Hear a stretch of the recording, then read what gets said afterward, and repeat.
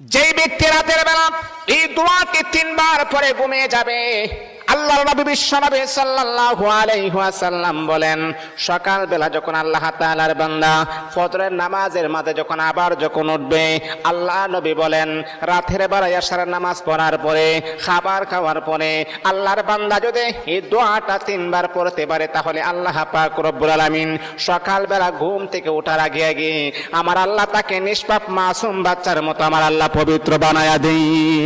দোয়াটা সবাই আমরা জানি, আমরা সবাই কিন্তু দোয়াটা জানি, কিন্তু আমরা আমলটা করি না।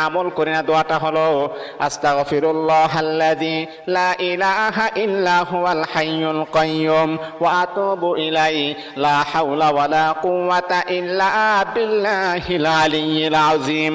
3 বার যদি আপনি পড়তে পারি, ইনশাআল্লাহ আল্লাহ পাক রব্বুল আলামিন আমার আপনার জীবনের সমস্ত গুনাহগুলোকে আমার আল্লাহ ক্ষমা করে দিবে।